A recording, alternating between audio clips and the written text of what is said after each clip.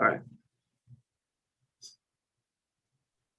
So yeah, I'd say we have Axel can briefly introduce himself, his background, and then go on with some interesting questions. Yeah, hi everyone. Thanks for having me on such short notice. Yeah, I guess my background is a liberal arts education with a very strong emphasis on critical thinking in general. So the idea of arguments kind of came up yesterday after dinner. I think we were talking about it and with Felix, and it led to some interesting discussions. And he said, "Why don't you join?" But I mean, unfortunately I didn't have time to check out some of the previous recordings, so I don't think I'll mostly be quiet. I think today and just listen curiously. Yeah. Well, maybe just say something about what. Just ask a few questions, not so that we'll answer, but so that we can point out things when they come up that are related. How's that? Just so we know what you're curious about. Sure. Yeah. I guess. I mean, maybe I can just have a couple minutes to jot them down because I can't. We were just speaking spontaneously, and I have to sort of refresh my memory. So. Yeah. Fair enough. Yeah, it was mostly about like, why is it so difficult? Like, why don't we just pick a model that models 80% of all the content out there and then use and promote that? That was one thing, right? Yeah.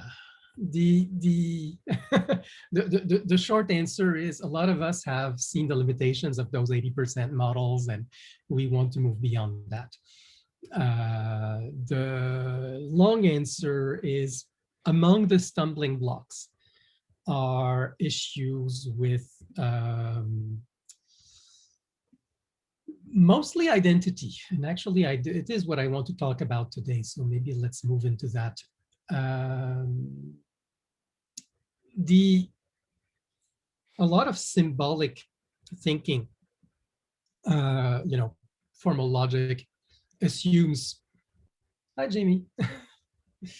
Hi, Jamie. We're just trying to give Axel the quick intro of why are things so difficult.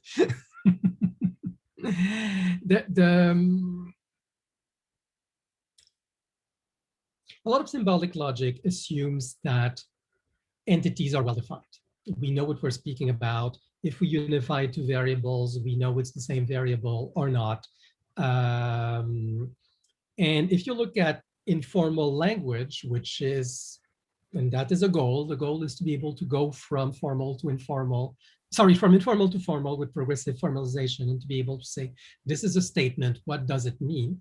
And if you look at informal arguments, you will find a lot of loose use of language with words used with different meanings, but that do overlap somehow, not fully, and assuming that there's an underlying interpretation. Well, convergent interpretation is something you achieve through work and through disambiguation, progressive disambiguation. It is not something that you can just hypothesize because it's probably not true, or that you can just not hypothesize as wrong because you do need to have some unification to communicate. So that's one of the hard problems. One prototypical example that Tim proposed, and I think and I will still work on that today, is somebody saying, oh, the economic cost of lockdown is higher than, is more important than the lives that will be saved. So this assumes an unknown estimate of economic cost, an unknown estimate of lives cost, an unknown equivalence factor, or some other. And, so there's three perfectly undefined variables here. Identifying them is a goal, but then saying that then we may have an unknown plan for how the lockdown will proceed with tons of details, which are perfectly undefined. And okay, what's your lockdown plan? What's my lockdown plan? And what is the lockdown plan? And there's no such thing really. And there's different inner visions of how this would unfold and for how long and blah, blah, blah, blah. And so the being able to, and we can have these conversations with all these things left undefined, and it's perfectly all right until it isn't. And then you dig into where do our estimates or visions of what the plan is and for how long it will happen, how do they differ? And that's a whole conversation. But on the other hand, Tim's goal is to have a canonical representation of such sentences. How canonical can it be with very underdefined statements? And what is the relationship between the vague statement and more precise statements that we discover through investigation?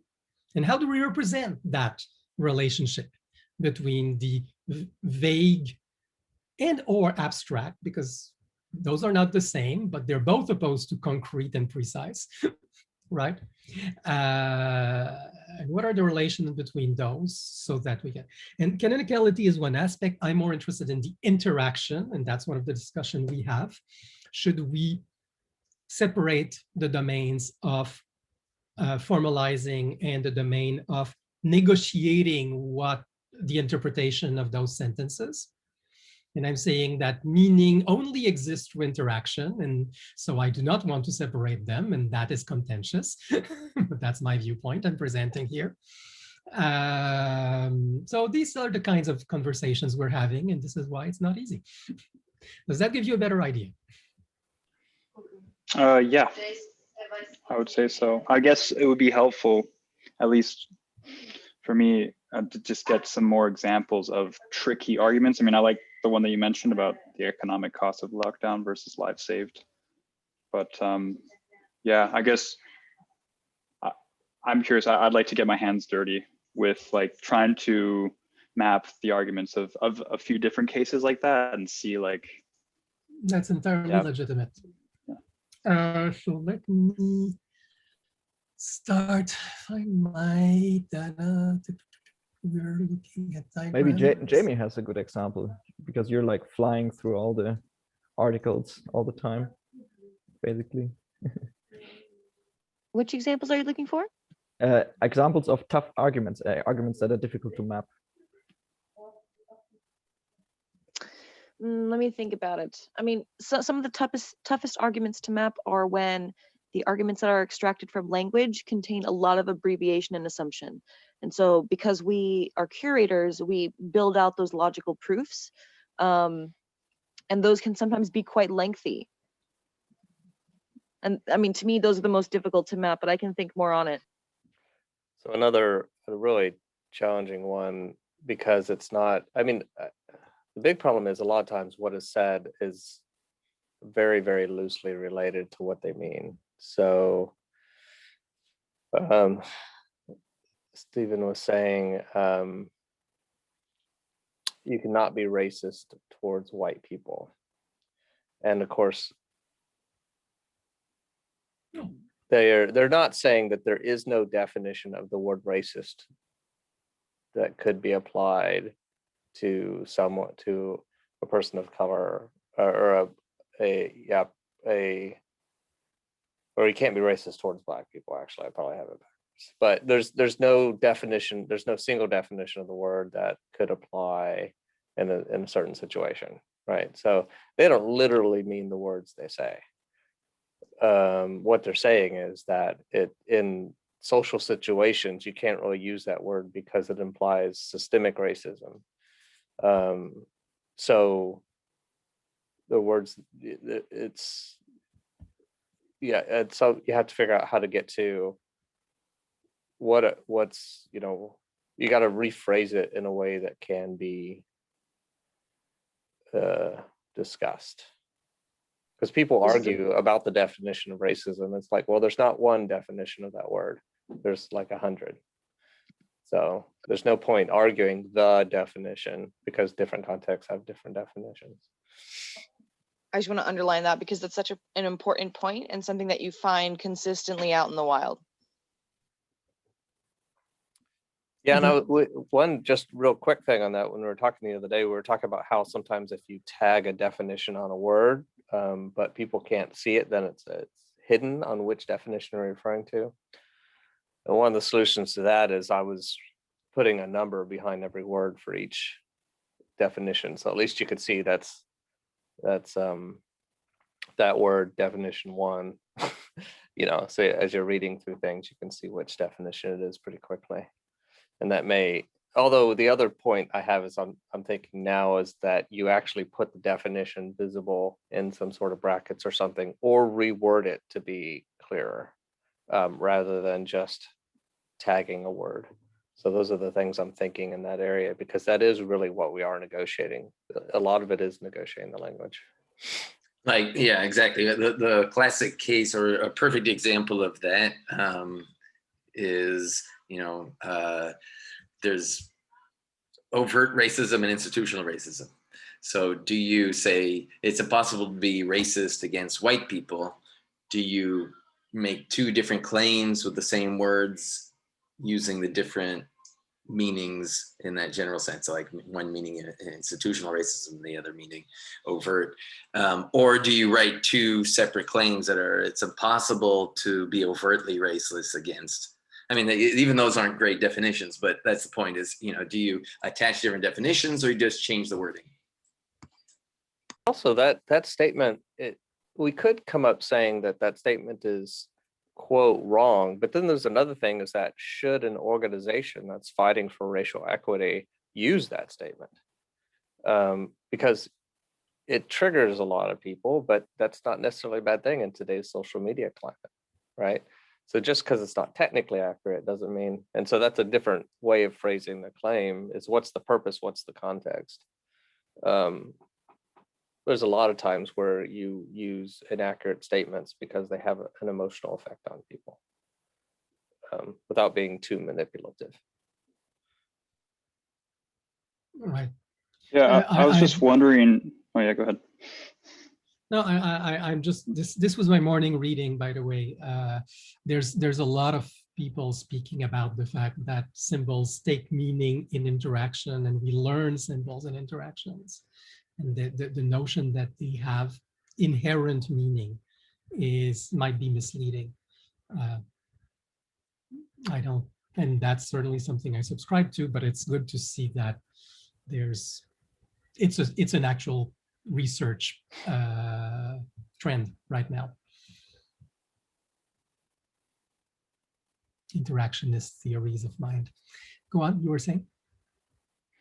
Yeah, I was just thinking that, yeah, I apologize if this comes across as naive, but isn't the definition used, or that's implied, part of the argument? So like an argument might hold if one definition of racism is used, but then it might fall apart if a different definition is actually being used.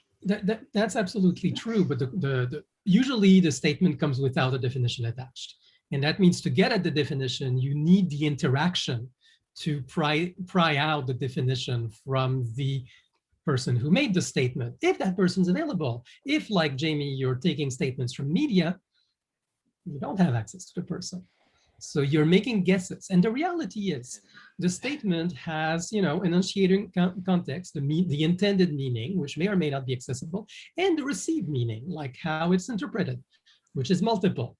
And how it's interpreted is equally important. Yeah, incredibly.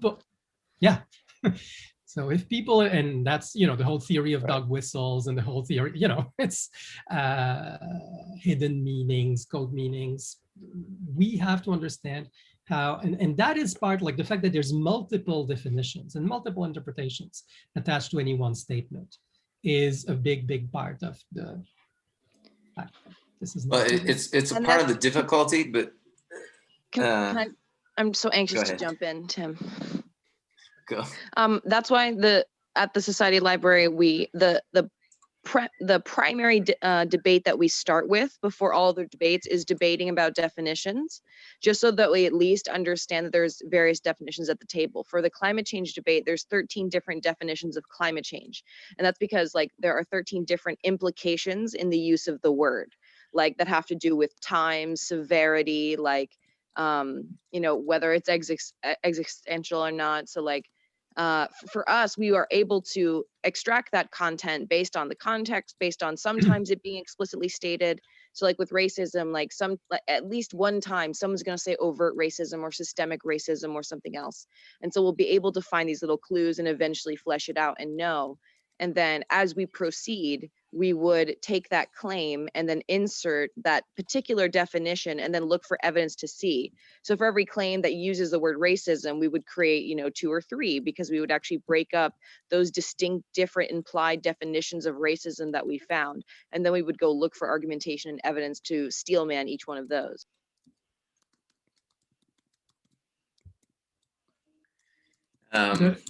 And then No. my 2 cents on that all is that like we each obviously have kind of different use cases in mind here. And my use case is different in that I see from the canonical debate perspective, there is no interaction or need for the interaction between people to see what an individual meant. The idea is to fill out every possible meaning with a different variation on the claim and analyze the truth of each variation, sort of a cardinality sort of thing where you analyze each possible meaning on its own and you come out with the ones that are more truthful, that make more sense. And what is the use of that? Then the use of that comes into discussions with other people where it's like, oh, is this what you meant? Because if this is what you meant, it looks like that's not really true. Did you just mean this other thing, right? You can discuss based on having already collected evidence around different things, rather than what happens a lot is just either assuming 2 people talking in parallel on totally different meanings of things. Anyway. The problem is making that list of interpretations. They're readings, so they're readings by someone. I don't think, again, that those meanings can exist without someone interpreting it. I don't think meanings exist outside the mind of either of the communicating parties. And like meaning for me, it's a, you know, quantum cloud. and that means it's infinitely diffuse. There's infinitely many meanings potentially. The question is which ones are realistic? Well, that depends on actual people who actually hear it and interpret it in a certain way. And some meanings will be fringe, and that's a statistical argument, but they'll exist. Fringe interpretations exist. Have to be counted or not? I mean, that's a decision. I would say yes, that's not, but you will only know about all the fringe interpretations by actually getting people to work them out. I don't think it can be done abstractly. Okay, this is really interesting. So I guess, yeah, I'm starting to understand it better. So the quality of argumentation varies a lot. So for example, poor argumentation generally leaves room for interpretation and requires the reader to make logical leaps and assumptions, and therefore can be difficult to map.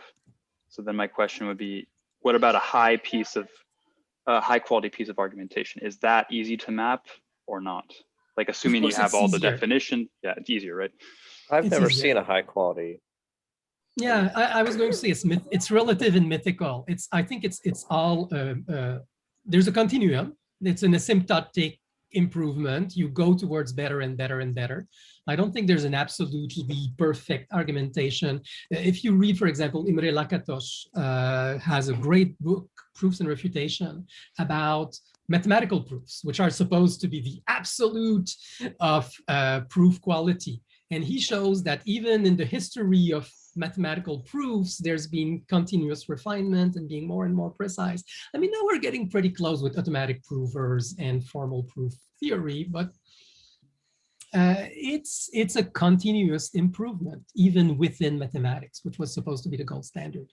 And one really challenging thing is that once you get it refined to such an extent, the people debating that in public may not even recognize it. Correct. So you have this translation issues that when I say we shouldn't do the lockdown, and we do comparative costs of you're stopping, it. We also want to leave a breadcrumb to where they can say, okay, here's the possible interpretations of this, and here's how we rank them. So that's an interesting challenge in and of itself. So what I was going to talk about today, and it's highly related to that. I don't know if you're okay. I hinted at this notion. I'm dealing with what's the opposite of precision? And there's two opposites of precision, and one is imprecision and ambiguity, and the other is abstraction. And they're not the same, but they're related. I mean, when we have a vague statement, we can say, okay, it could be precisely this, precisely that, and we can try to pry out the combinatorics on each entity in the statement. And I think that's what, Timothy, you were describing doing when you said, let's try to enumerate all the interpretations. And by the way, I'm not saying it shouldn't be done. I believe it's what we must do. I'm just saying it's a human process. I don't think it's a disincarnate process. But then we want to say, okay, we have all these more concrete, because it's all relative, more concrete interpretations. And can we, out of that, sometimes we want to argue not about the precise case, but an abstraction, which is hopefully more precise than just the vague statement. So there's going down towards precision, and there's going back up towards abstraction. Because at some point we want to be able to make statements which are more general, and we want to justify a specific statement with a general statement. So speaking about general statements is an explicit goal. And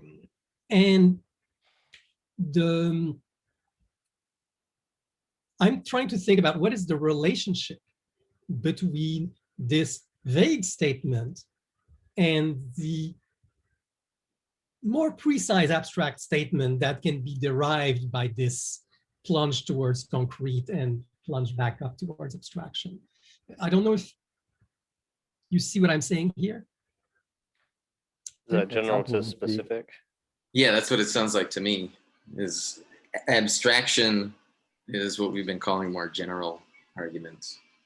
Yeah. So like from imprecise to precise concrete and back up to precise general. Yeah. So you should, just because I'm in Texas, you should cover your pipes in winter, right?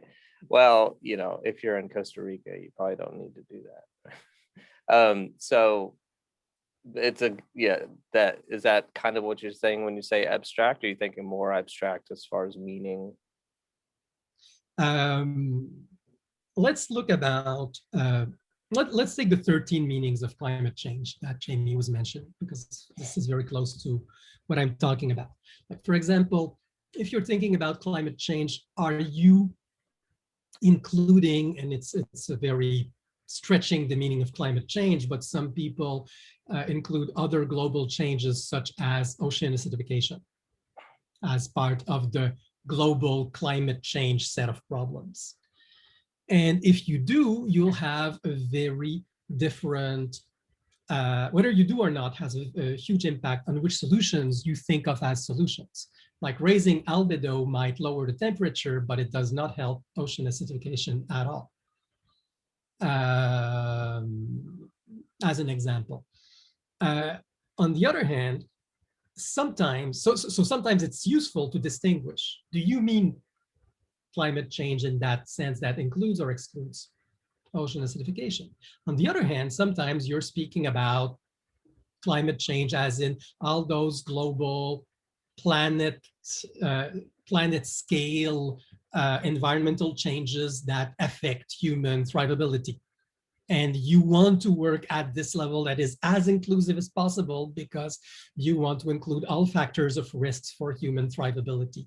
And you want the abstraction that is maximally inclusive, right? And sometimes you want to be precise, say, oh yeah, you're treating this one, but not that one. When we say climate change, at first we may be imprecise, and then, oh, do you mean this? Do you mean that? Get more precise. And according to context, at some point you'll want to say, well, here I'm trying to be as inclusive as possible. Here I'm trying to be ultra precise because it's this precision that I need for this argument. Does that make sense? And the relation between the vague sense where the precision is totally left hanging and the precise sense you need for some arguments and the inclusive sense you need for some other arguments. Is that clearer? I think I understand. Mark Antoine, I'd like to challenge to say, are you feeling that we need to solve this issue in the model early in the modeling process? Or is this just kind of, I want to think it through because it might, or kind of where are you on that spectrum of priorities? Fair enough. Valid question. That's a big can of worms. It's a huge can of worms. I have a hunch that it's relevant. And here's why.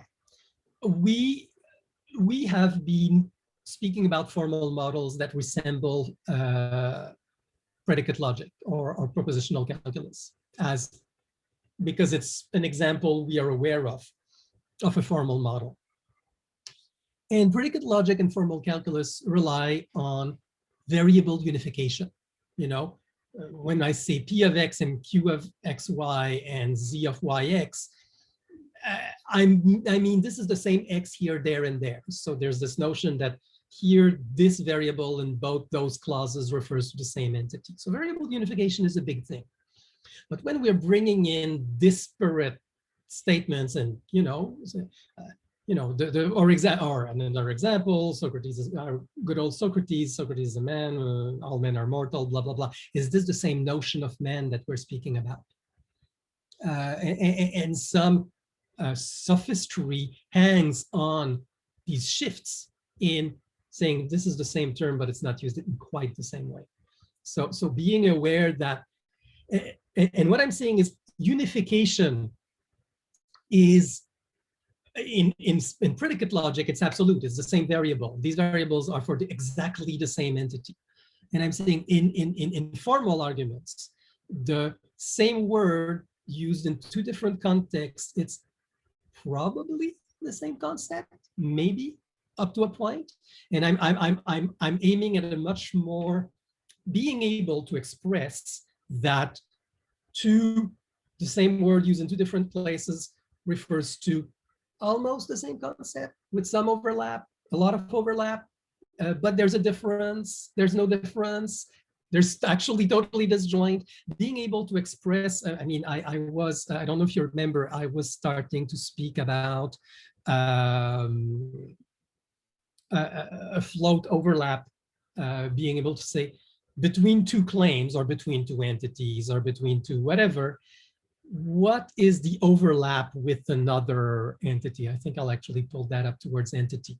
Is it contained in this and does it overlap with that? Those are the two basic set theoretical constructions that I think are enough to say, how much are these things the same? And the strict notion of equality that we use in variable unification, I think is a bit too rigid to express how we would unify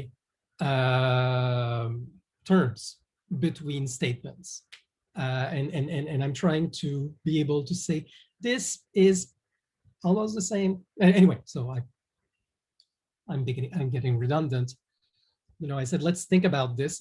I think the notion, maybe quantifying is beyond our needs. It's out of scope because that's about inference machinery. But being able to say these things are the same, not the same, that's one thing. Disjoint, included, kind of overlapping, like greatly overlapping, faint, like tiny overlap, that I think is really important. And being able to then compose that, saying, well, this term fits in the overlap of those combined terms and so on. I think this is something we do want to be able to express. Is there or is there overlap between these notions? That's a question we want to be able to ask. Whether or not we do computation about this, which I agree is a separate bounded domain. And that's at the entity, I'm sorry, at the claim level, not at the. Well, I put it at the level. claim level here, but I actually realize it goes at the entity level. Okay, because I could see you yeah. arguing that you needed it both also. Like, does this claim overlap in intent than this other claim? But I wasn't sure if you think that's useful or not. Yeah, it's totally useful at the claim level, of course. I'm saying it's true at both levels. I mean, claims are a kind of entity for me, right? That's why I'm just, but yes, absolutely. It's true of the claims, it's true of the entities. So yeah, I am proposing that I think this is important to modeling the real life of claims or the social life of claims or entities or of meaning. But I don't know how.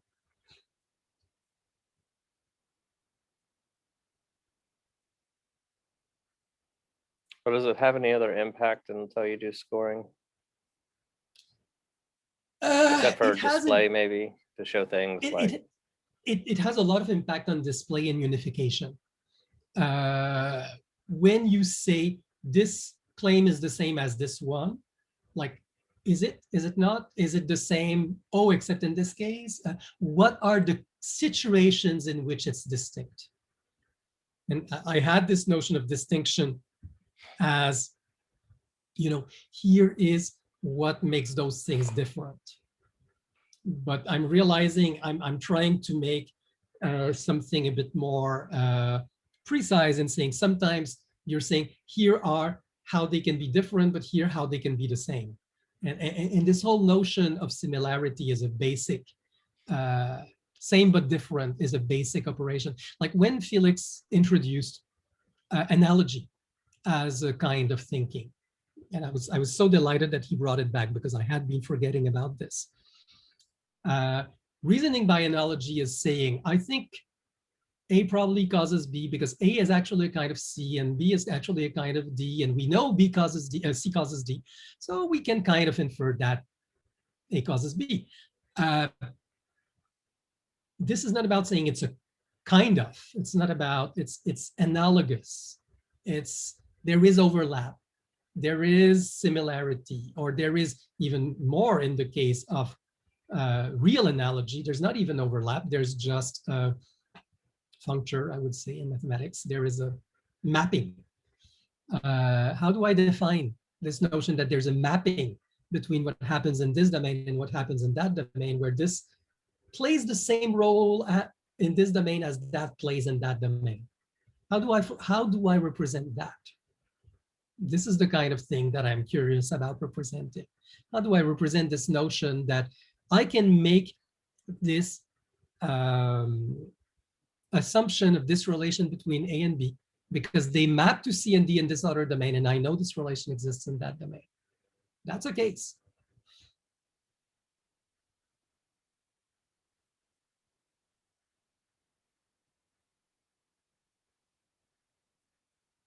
Yeah, good question. I was able to follow, but I don't have a strong opinion on that yet. Have you seen a lot of analogy reasonings, Jamie? Actually not. But here's the thing, with debate map, we can do something called variant phrasing.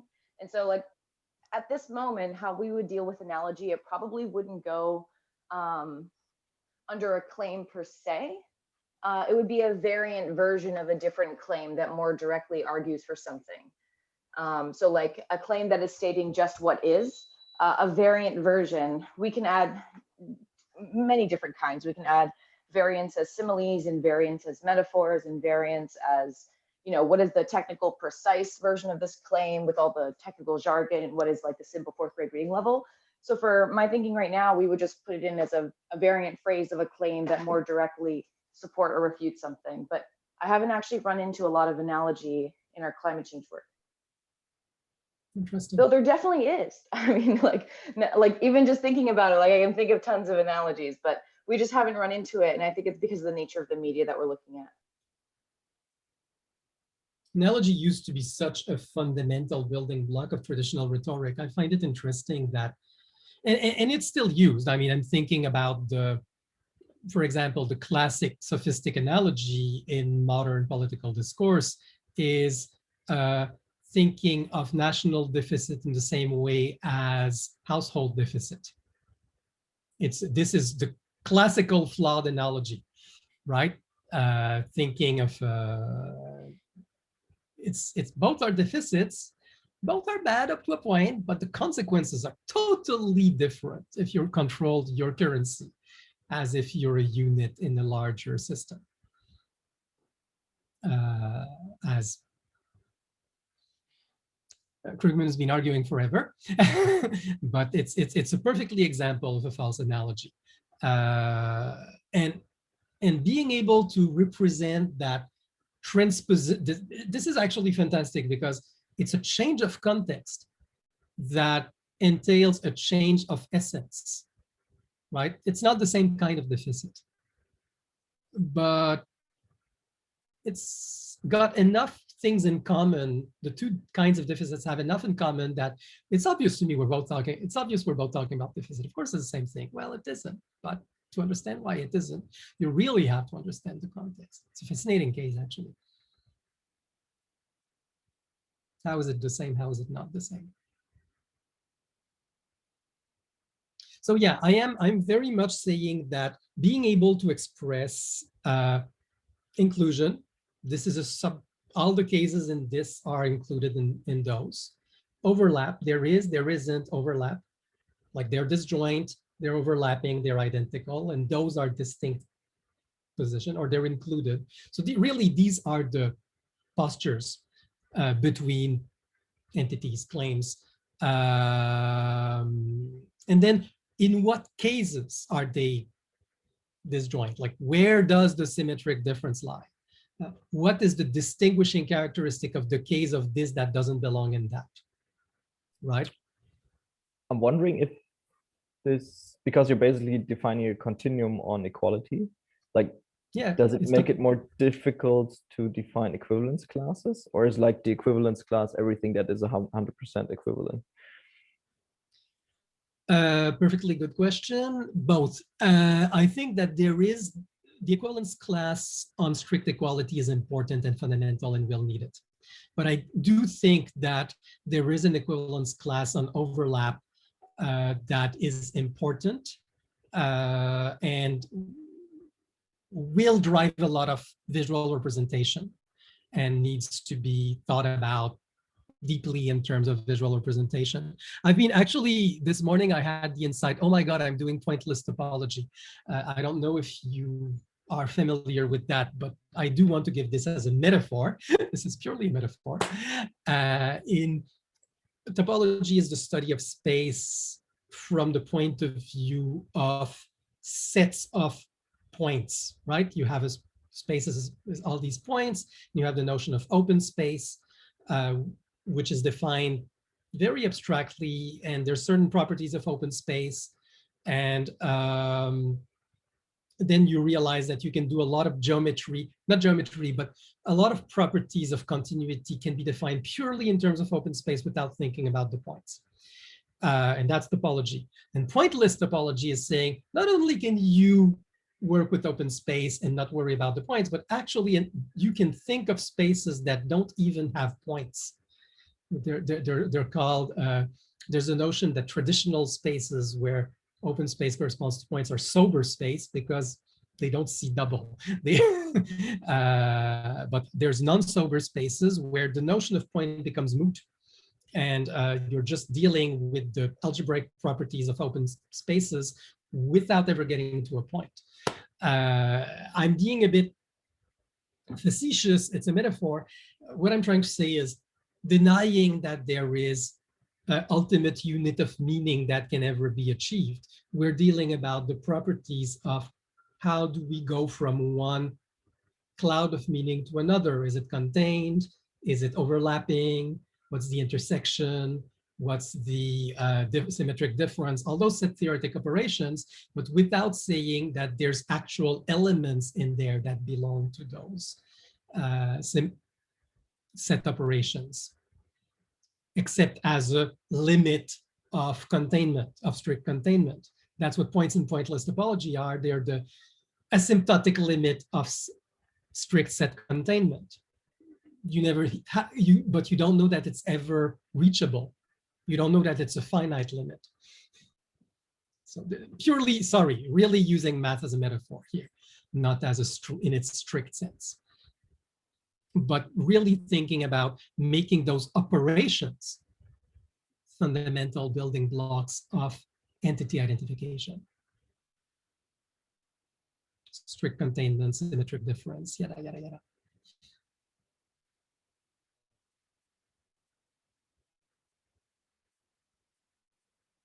That's where I'm at in my thinking. I mean, the claims themselves can be general to specific, not just conceptually, but also like linguistically and like closing down the parameters of precise meaning. And that's something that we can like find in media, right? Like plenty of people are going to use more generic memes when describing something, which could contain a whole cloud of meaning. But there's going to be some people out there that are willing to articulate at length the very precise, specific, through a number of different words that build out those parameters. And then we at least understand like, okay, there's the extent of at least this one in which the meaning is more precise. And so for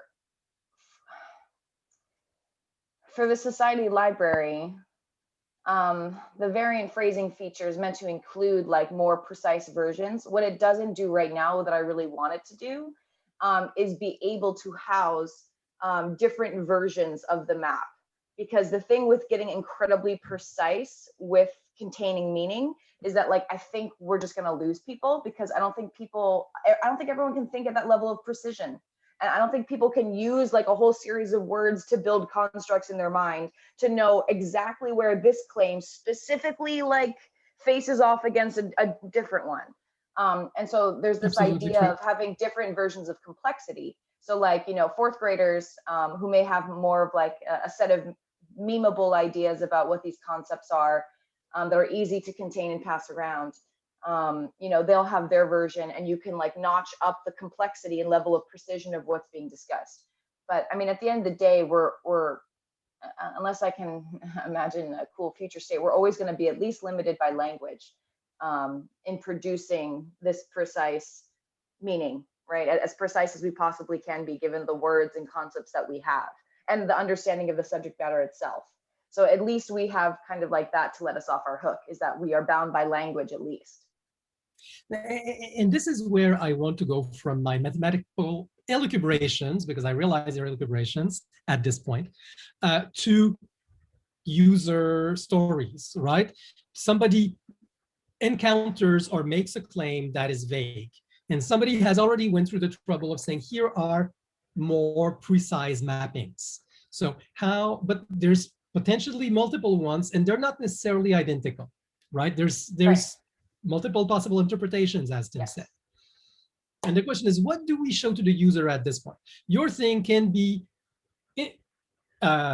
interpreted as this, and this, which are very precise. But I suspect in reality, probably the person will say, oh yeah, I do mean this, but not this one, right? Because they were making a vague statement, and it was a bunch of things together. Like there is a kind of inverse relationship between the precision and recall in a way, but you know, if you go more precise, it's like, yeah, but I meant more than that.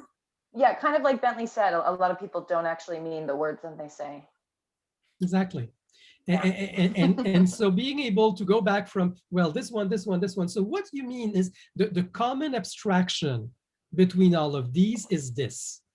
You know, and I was approaching it from another, here I said build abstraction, like there's this claim, suppose they're both precise. What is the abstraction join of these two? What is the claim that abstracts those two in particular? Maybe it will be so vague as to be useless in some cases, but in some cases it will be useful. And identifying what are and identifying in many cases, what are the entities, the parts of the claim that are varying, because often it'll be useful to say, well, we can vary this part or that part or that part, and we'll get different axes of abstraction. And being able to distinguish this is useful to the user. Saying, I want to be more, when I say, let's get back to Tim's original example. What I mean by costs, I didn't just mean the human cost, I meant in terms of lives lost, but I also meant all these other kinds of cost of the lockdown, right? And somebody else will say, when I thought of about the lockdown, I was thinking it would also include this measure and that measure and that measure. So which part are you varying when you're varying what you mean? And they probably both need to vary, but they need to vary independently. And being aware of that, let's pin that one down and let's pin this one down, is I think, yep. Yeah, I was just gonna say that there's a level of granularity here that needs to be dealt with. So like when we were literally mapping costs to the pandemic, we had a bunch of different categories for how people were thinking about it, all the different costs to society and people and the environment and all these factors. And that's fine because that's like clear-cut categorical data. But if you go like down to the entity level, and there's variations at the entity level that factor into the claim level, that factor into the categorical level, that's like such unbelievable complexity. That's like fun to like explore and get people to understand how complex our language is. And that's why we can't solve problems, because no one knows what the fuck anyone else is talking about. However, what has to be taken into account is like, what is the purpose of having all this knowledge organized together anyway? Because like if the pragmatic. Right, exactly. Because like we can just throw up our hands and like fully embrace the complexity of meaning.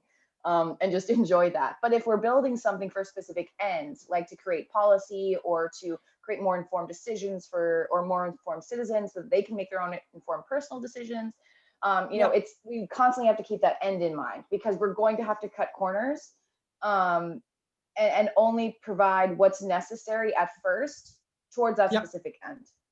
Yeah. No, I agree. But I do have the deep feeling that the notion of precise definition is actually something that does have to go. The notion that will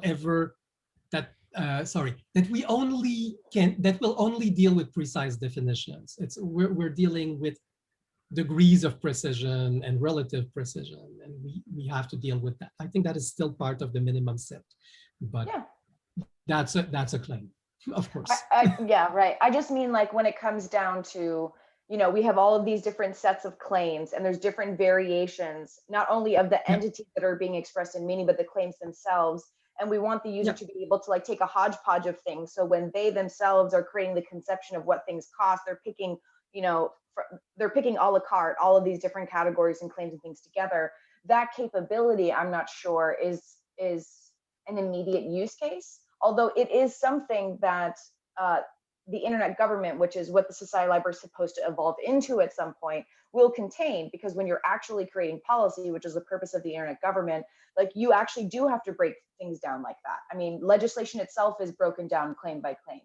And so like, I do think of that as like a future, application and something, some way of having to break down claims and arguments into a framework so that the solutions can be argued about in very precise like problem statements.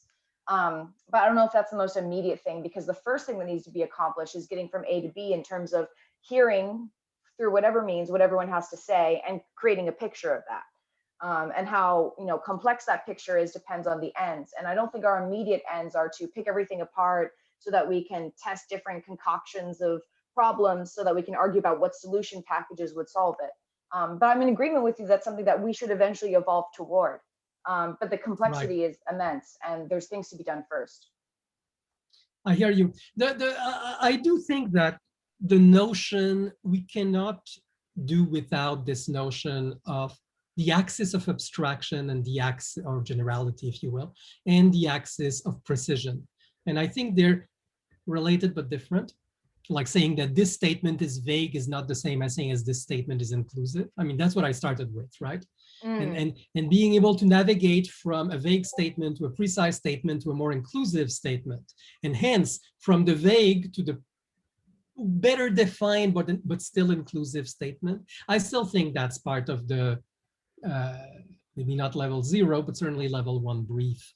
That if we're speaking of visualization, it's something I'd like to be able to visualize, to say this statement is vague and this, but here's a better defined, here are more precise versions, and from there I may be able to lead you to a more general version that may be closer to what you may have intended. But, and that means when I'm saying here are the more precise statements, it's also about identifying the distinguishing statements. Yes. Saying, do you mean this or that? Well, here's the difference. And here's what the difference entails so that you can make an informed choice, right? Being able to say, well, if you go that route, well, this is where it gets you, right? Yeah, like in the definition of climate change, there's like a cluster for the definition of climate change that's like, it's a hoax, it's a media hype, it's an exaggeration, all implying that like a different definition of climate change in that it's like imminent and life-threatening and all those things does not exist. But there's a great big difference between a hoax and media hype and political exaggeration and all those other things. There's a very big difference between those in terms of intent and impact, right, and actors involved. So when it comes to actually arguing about that definition being the most representative of the situation, those are different debates to be argued, because, you know, with a hoax, there's intent to be argued and evidence gathered as to who is, you know, conspiring to create it. And then for media hype, it's just talking about, you know, well, it's typical in media for if it bleeds, it leads. And so of course there's exaggeration and blah, blah, blah. So yeah, I understand that. And again, it's just the level of granularity, because it is inevitable. And like, luckily Society Library has skated around the definition issue, because we just create it and give it to people like that's that. So it's automatically inclusive, right? So we start with the vague, we automatically make it inclusive and distinguish the differences between the conflicting definitions, because it's meant to be an educational product. It's not necessarily meant to be like the Canonical Debate Lab platform, a platform where everyone gets to like argue their case. Instead, it's a research project and a curated library. So we've kind of skated around that. In terms of use case, this is extremely important, right? What you found is it is possible to say, here is a list of most common definitions. And that's kind of good enough as a starting point.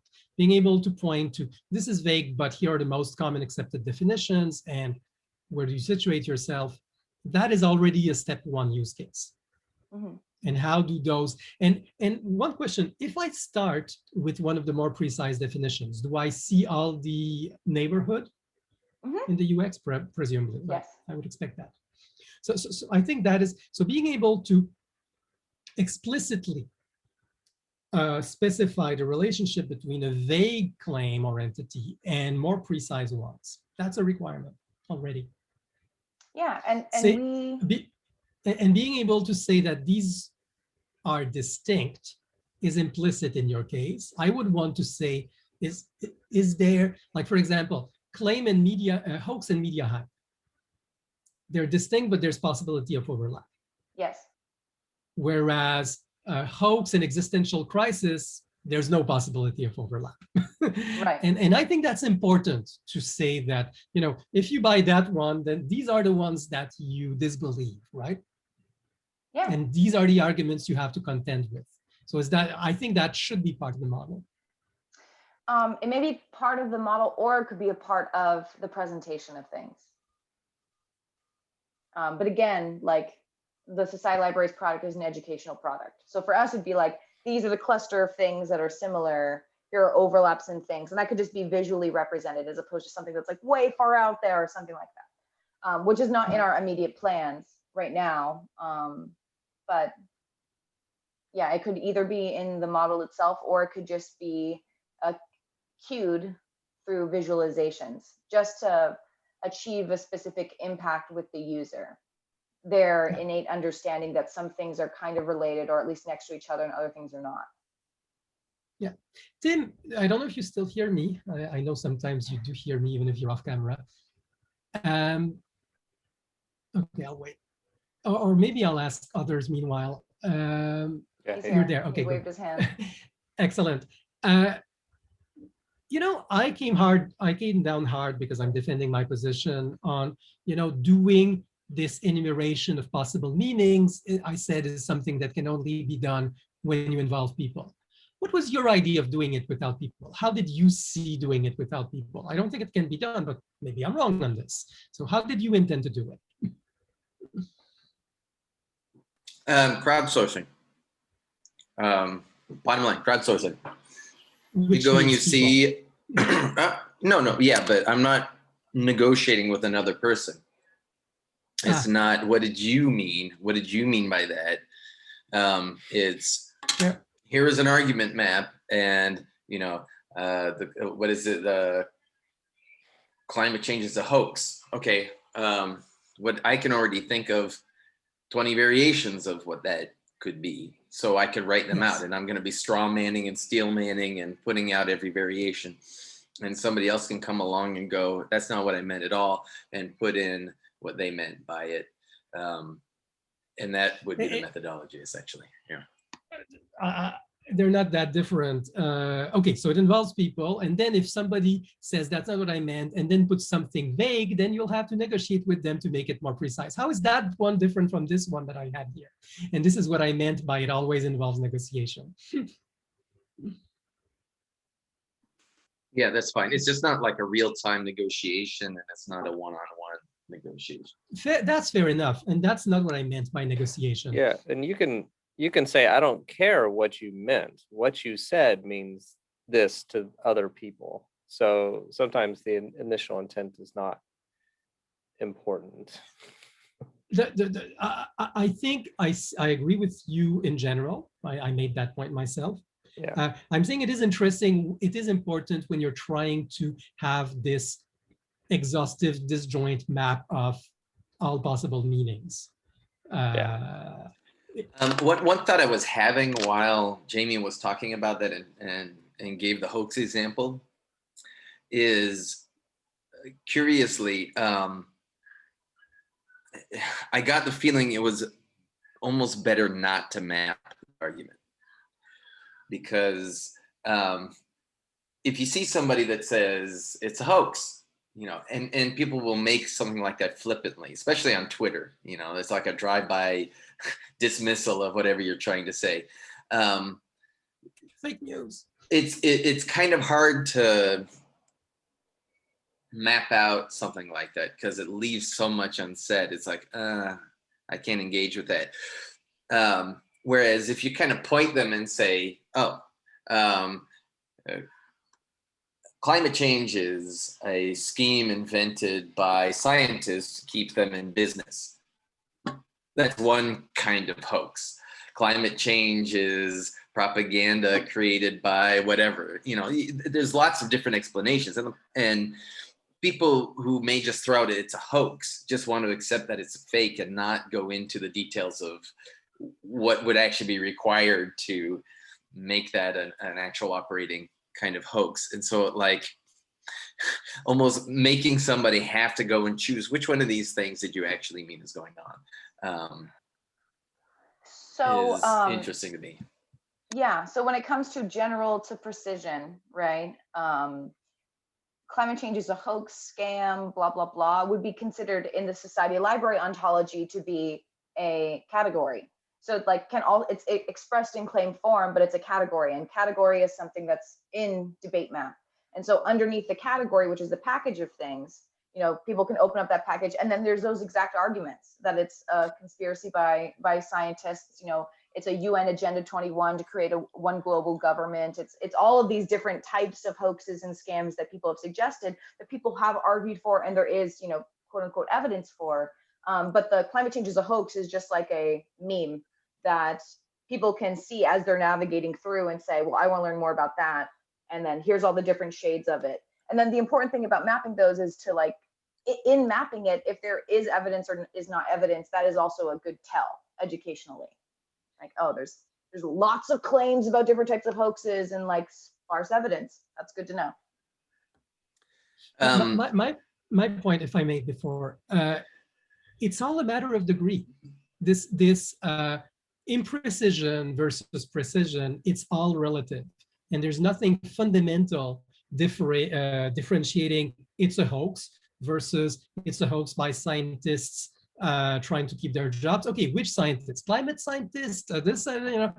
It's always a relational, and people always use something that is somewhere in the continuum, sometimes here, sometimes there. Come on. I have a hard stop, unfortunately. My other meeting started, but this has hit on several thoughts that have been stirring up here for a long time, which is, my term context, which is more or less your topic, which are elements or disambiguations, all those concepts that we're somehow going to at some point model. We've talked about how those can map directly into society library categories, right? So it's a hoax is a claim. And then it's a more general claim than it is a hoax perpetrated by blah, blah, blah, right? And there are different reasons for me wanting to support general to specific, right? And one of the reasons is kind of what you're talking about, overlaps of concepts, which is reduction of redundancy, reduction of maintenance are necessary to add arguments, because my classic example of immigration is good or immigration is bad, then you have something like, well, immigration increases violent crime, right? In that case, you kind of have a relationship that is in a taxonomy, or what is the, I forget the word. Anyway, but you have, you have a hierarchy of specificity in that case, where you can talk about what kinds of immigration, then you have another hierarchy of where, and those things. So in those cases where it's essentially the same word, but you're getting more and more specific, there's a borrowing or a reusing of arguments, right? Okay, it increases crime. Well, now let's talk about where. And see if crime really increases there. Is that a good argument in that place? Is that a good argument in another place? And so on. And then you have another relationship, which is where you're getting more specific. Maybe it's by adding extra definitions or adding extra concepts, where instead of reusing an argument, what you're doing is you can support the more general by a more specific claim. And this is an example of climate change is a hoax, is a more general statement than climate change is a hoax perpetrated by climate scientists. And if you prove that it's a hoax perpetrated by climate scientists, you have proven that it is a hoax, right? So you use one to prove the other. It's not you're borrowing and reusing arguments. So you're seeing different representations in different places of the same general argument. Just to tie it up here. And the other thing is at the bottom, you might have mutually exclusive, more specific claims where it's a hoax perpetrated by scientists, it's a hoax perpetrated by China, it's a hoax perpetrated by the Illuminati, are mutually exclusive, possibly, right? And yet they're more specific. So those are all the ideas I wanted to throw out, and I got to go to my meeting, but anybody want to respond quickly to that? I'll wait. Well, I just want to say that there's an actual absolute fundamental difference in the model for debate map between categories, subcategories, and then actual arguments and claims. So when it comes to arguing about the truth and relevance of arguments and claims in debate map, that is a different distinct entity in debate map's code than categories and subcategories. So it could be such I'm saying that's a continuum, and it should not be distinct. Okay, well, fair. When I said it's a continuum, I'm saying they should not be distinct. And I'm also saying concepts form a lattice, not a hierarchy. That's feature analysis. Maybe we'll get into that next time. Okay. Bye, Tim. All right, well, bye. Bye, Tim. And yep. If we have a few more minutes, I'd like to share an interesting idea Axel had today. It's basically, he said, why don't we take why shouldn't journalists attach argument maps to their own articles? The answer is they should. Of They need course. to exist first. And then like partner with what did we say, Axel? Can you elaborate a bit more? Yeah, so suggesting like maybe to start, find one like news outlet or agency that's like really big on transparency, to partner with them, and they will actually pilot a tool, and then their authors have to input argumentation maps as they submit stuff. So, and then you'd see an article or whatever the media content, and then alongside it, you can check out the article, the argument as they. My hope is any text should have the argument graph attached. It should always be part of the text, embedded in the text, and multiple interpretations. I can come on your text and say, this is how I read the argument. Here are the implicit things you missed or didn't say, and blah, blah, blah. So it should be collaborative construction of interpretation. Tampa Bay Times would probably be a really good one to reach out to. And debate graph was, I mean, I guess it wasn't used in that way, but what CNN had debate graph on their site for a little while or something. And then, so convincing someone to do it, I think would be really hard. I am doing it from the level of fact checking at goaliebot.com. So that's the concept, is that instead of having an article and then a debate graph, it's just you have the argument graph and you have the claim. As in starting with fact checking and then working our way up in complexity. But it would be interesting to convince another organization, but I don't know that their funding models could support that level of effort.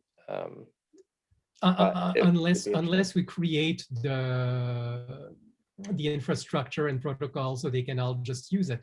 That's the whole point of the Hyperknowledge project, as far as I'm concerned, to create this infrastructure that they can use. By the way, James' project was very much about making sure that any political statement would be accompanied by a little debate graph and fact checking on the debate graph. So it's more narrow in scope, but it was very much related. But that was James' project in essence. We could do a Google News grant, and then I believe Poynter Institute came from the Tampa Bay Times. And Poynter Institute now, if I'm not mistaken, guides the International Fact-Checking Network.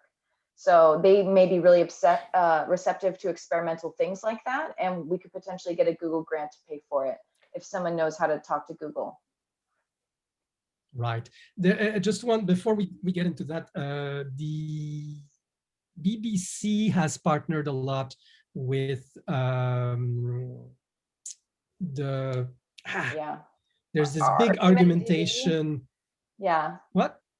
It was an Argument DB. They've created a bunch of products. They're an argument center, right? Center for Argument. Yeah. There's this something. Dundee. Dundee is one of the big centers for argument mapping. They're really, really high in that game. And anyway, so yes, it's happening. And they do a lot of real-time argument mapping of live debates on BBC. That's something that has happened, but it's still marginal. It's not everywhere, but still, it is something that is being tried. But yeah, so I don't know, Axel, if that answered the question about why it's so hard.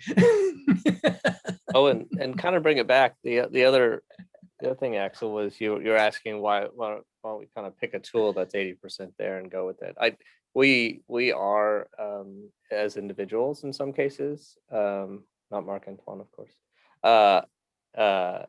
So that we are doing that sort of thing in parallel. This working group is kind of, well, I don't know. We are doing it from two different ways. So when Marc Antoine's our benevolent dictator, we are trying to take a look at a huge chunk. He would say not 100%, but finding that line where you cover enough edge cases that you won't be building cruft in the system. And then when Tim is doing it, we're doing it the other way, where we're saying what's small iterations. And we're learning from both processes. So this is really kind of a working group. I don't know if we'll ever have a software that we all participate in, but I think all of our different tools will be better because of it. Yeah, I really go from the point that a lot of tools that have tried have stumbled on complexity because they tried to ignore complexity and they did not find a way to work it into what they started with. So I want to say, no, let's think about this complexity first and let's build the plan around solving the hard cases. That's my approach. I'm completely in agreement with that, Marc-Antoine. Like, Stephen now has a copy of the list. Bentley, you started that list of all those different projects, and almost all of the ones that have died were because they were incredibly simple. Which is why I like debate map so much, was because like, oh, they actually break up. You can break up an argument by every single premise. There could be infinite premises. You can argue pro and con, truth and relevance for every premise in an argument. And I'm like, okay, this is the most complex thing I've ever seen. So it's been useful, but a lot of them have died because they didn't embrace complexity. You're absolutely right. I'm not sure they died because simplicity, but probably also because people who build something are bad at marketing, and usually these Good are like correction. one-man shows. Good Marketing correction, and yeah. in some cases. I think it's a design, mix, I guess. yeah. I think both simplicity and complexity can be a barrier to adoption. Basically, if you have too simple a scheme, you have to have an incredible skill to map complex arguments into a simple scheme. And if it's a complex tool, then you have the other problem that you have to master the complex tool. But either way, we don't have a good mapping of natural arguments to formal arguments. And that means there's a huge barrier to entry when actually dealing with real arguments. And regardless, I want to withdraw my causal argument. I just want to state, matter of factly, there are many tools that didn't embrace complexity. Okay. No causal implication there. And I think that it is part of why they failed, personally. Well, I'll let you take the mantle then. I'll take that mantle. I have no evidence to back it up. And the second thought, I'm like, oh, actually, I don't know. Do I? I don't know why they failed. Jamie, how do you have an idea of how many projects are in that list now? It was like 50 or something, but oh, there's 160 now. Okay.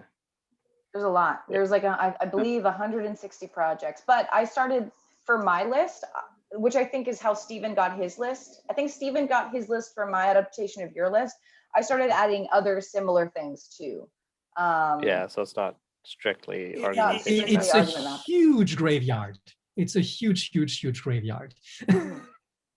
Yeah, it was other things like knowledge stores and fact-checking groups, and just really anyone who claimed that they wanted to build the thing that we're talking about, even if they just had a front page. I was like, grab them too, keep an eye on them. But yeah, I think it's 160. But yeah, so I was just gonna say, I think Pointer would be interested in this sort of thing. It's just a matter of getting on their radar. Yeah. Yeah. Okay, folks. I just have one question. We don't have to dive into it if you don't have time, but it was what might the impact be of a well-designed, well-marketed argumentation tool on the quality of argumentation that comes out of it? Because it sounds like there's just a lot of garbage on the net. And then what if there's a tool that helps people actually put forth better stuff, as opposed to trying to map all the garbage? It's like you create a tool that helps people produce less garbage or higher quality stuff. I agree totally. The whole point is to increase collective intelligence. The whole point is to save the world. Come on. we have people clinging not only to mistakes, that's one problem, or to false disinformation, that's another problem, but also to partial viewpoints. And that's my thing. Like, how can we help people merge? Like, easily say, okay, I have this, I know this much, but let me try to bring this in and to create a broader view so that people have access to a broader set of viewpoints. And that, for me, is the end goal of this. Yeah, and that would just, I think, as it gets more exposure, just increase epistemic humility. So people won't be quite as divisive, and just because it's like, okay, well, if you want to argue about that, here's the 100-point argument graph. Go tell me where it's wrong. Until then, shut the hell up. I think that's the most important thing, Bentley. Yeah, we call it intellectual humility. That's one of our design goals, is intellectual humility. Since I'm not humble, I had put a 5-minute marketing pitch video And here's the, you have it. And it's very much about, yeah, let's bring the ideas together and save the world. So that's why I'm here. And Axel, I just want to say, there's different groups within this group that believe that the things that will be well marketed and widely adopted are not things that people can also participate in. So like for my organization, we're interested in hiring trained curators, which we've already gone through projects that take in content, various forms of media like documentaries and news clips and television and scholarly articles and books and things. And we deconstruct the logic of those things. And then we organize that into an ontology and we present it as a library. Because for us, in order to give radically inclusive, but like clean, well-organized content, we can't also rely on crowdsourcing and people to like learn the skill of formalizing arguments and organizing it well and making it make sense. So there are people in this group that believe it is possible to do that in a crowdsourcing way. And for the Society Library, we don't believe that's immediately possible. It will only be possible down the road once the actual process for how to ingest media, deconstruct it, and form it together can be so hard coded in a system that a system can delegate tasks to individuals that are such small tasks that it's really hard to fuck up.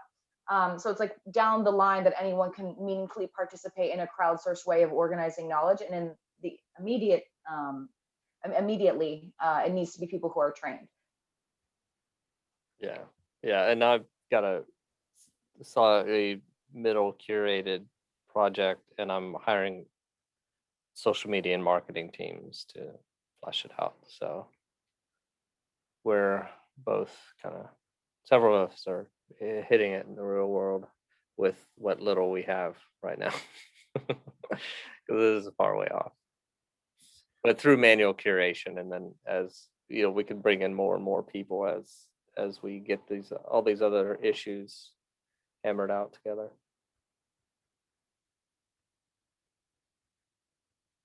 Well, we're kind of over time. So anyone else have any burning I think desires? it's a good closure point. Okay, great. Thanks everyone. Thanks for babysitting us, Axel. It was nice to meet you. No, thanks for letting me in the call. I appreciate it. It was very interesting. Okay. All right, Bye, cool. everybody. Bye, Bye, everyone. Thank you. Goodbye. Bye.